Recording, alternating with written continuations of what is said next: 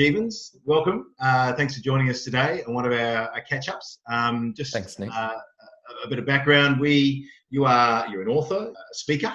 You're also organisational improvement leader. I guess sort of a business coach for organisations rather than individuals. Now, we know you from the inaugural National Cleantech Conference exhibition, which happened last year, and there you focused on the idea of helping organisations take that lean and green path towards a circular economy, and the outcomes being benefits to all stakeholders involved. And I got to sit in on your presentation at the inaugural one. I really enjoyed it. I got a lot out of it. In fact, we've adopted some of your ideas. No more plastic bags in our house. So that was great. Yes. And I guess that the first question I've got for you is that you don't just talk about it, you don't just advise on it, you live that idea as well, and you talk about how you do it. So how has that philosophy, through what we've gone through recently with the lockdowns, everything else, how's that stood up to that sort of treatment? And it's actually, with what we do as part of SA Partners with the whole lean and green, agile and green journey, there's actually a win-win between economic gains and environmental gains. So in an economic downturn, it actually becomes more important to actually keep driving that continuous improvement effort to actually make the environmental gains and get the economic gains at the same time. So we really have techniques and ways that will help you get the win-win between moving towards a circular economy and reducing your impact on the planet at the same time as helping your organization become faster, slicker, cheaper. Yeah, so it's actually more important than ever to really amplify performance in this area. So it's helped with the companies that are on the journey. And you personally, in your house, I mean, how you live your life, you do that as well. Have you found that's been useful, sort of having set up, local buys and minimum waste and everything else? Is that sort of coming to its own? Yes, we've taken it to new levels now. So we were using local farmers to buy our produce, and now our front yard is our local produce. So we've even gone a step further. So there's not even an element of carbon footprint to go and get any vegetable that we need. Yeah, so it's been lovely being able to have that extra time at home. Fantastic.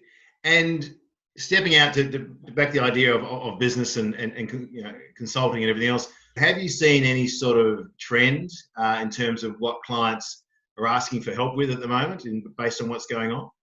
It's like there's a real drive and focus on getting bottom line improvement, also getting top line improvement for sales to be able to mitigate impact if the organization does require sales.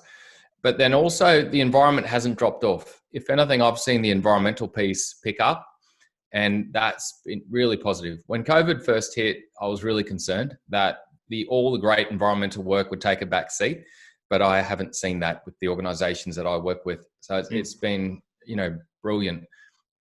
Very good. I've spoken to, just recently reached out to quite a few in the cleantech space, and it's been pleasing, gratifying and reassuring to hear so many of them haven't found a massive drop off. I mean, there's been a natural pause, I think, a lot of work, but they haven't found. A lot of them aren't talking about orders closed or cancelled. It's just postponed.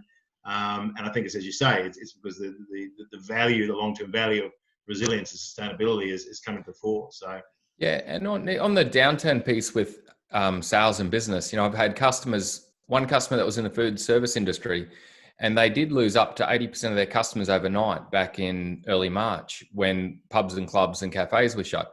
But they pivoted quickly. They had already embedded the agile culture, and they were able to pivot quickly and go after independent retailers, dark kitchens, many different avenues. And now that things are opening up again, potentially they could be bigger than what they were before COVID hit. And I've had other customers who have been really on the journey of applying agile and green into their organization, and they're actually growing at 25% year on year at the moment and nailing budget and ahead of their performance. And really there's been minimal COVID impact on their buying patterns from customers to them. It's just sheer good performance of their business. So there's, I've seen both ends of it. I've seen a company that did lose a lot of customers, but were able to pivot and move fast, and now will come back stronger. And I've seen another one that's been able to ride through. They didn't have the same impact where they lost 80% of their customers, but their sales performance and their business performance is better this year than ever before. Some really good stories coming out of this time. And there's a lot we hear about this idea of opportunity in adversity. And it's there. And I guess I do wonder though sometimes if that's always the best way to go. If action for action's sake is a good way to go, rather than maybe keeping your powder dry and waiting for the dust to settle. Yeah. And I guess that's obviously a balance, like any business decision you've got to make. There's an element I believe on, this is a statement that was accredited to Winston Churchill, but I think it's falsely accredited to him, I think. So don't quote me on this. But supposedly Winston Churchill anyway had a statement which was never waste a good crisis. Because in crisis, humans are open to change. Like the emotion of it makes our minds more open to new things. Our neural pathways become more malleable, more plastic, and more open to change. And you'll find even the most stubborn person in your organization can be really open to change in a time of crisis. It comes back to John Cotter, where he said, enact change, you need a burning platform. I don't believe you always need a burning platform. You just need some motivational reason for people to want to change. And that's what a crisis brings. And that's what I've seen a lot of companies really take advantage of right now. I'm just conscious we were talking about 3 minutes with, and I'm pretty sure we've gone over that. But if you could provide business owners, and I'm going to take note of this, with just one piece of advice, because we've gone through this crisis, but there's a lot more to come in terms of the washout, and it's going to be a bit of a long tail, I believe. I don't hope, but I believe.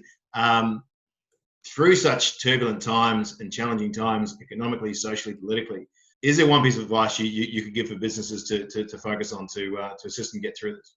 Yeah, I'll give two on it if I can. One is keep focused on culture and really focus hard on creating a unified team throughout your whole organization. So that's number one. And there's a lot of techniques to do that, but that's still critical. The second tip I'll give is focus on the vital few. So in this world, we have so many distractions, so much noise, so much coming at us. But to really survive a crisis, you've got to be laser-like focus. And so that's the other second bit of advice I'd give, is define your vital few and what you need to focus on at a senior level or whatever level you're at, and then help the rest of your organization also focus on their vital few. That will help you achieve that ultimate goal. They're the two bits of advice I'd give. Awesome. Duly noted. I'm going to take that to the next team meeting. Cheers. Advice. Awesome. All right, Brad. Well, thank you very much for your time. Thanks for sharing that with us. We'll talk again soon. Thanks, Nick.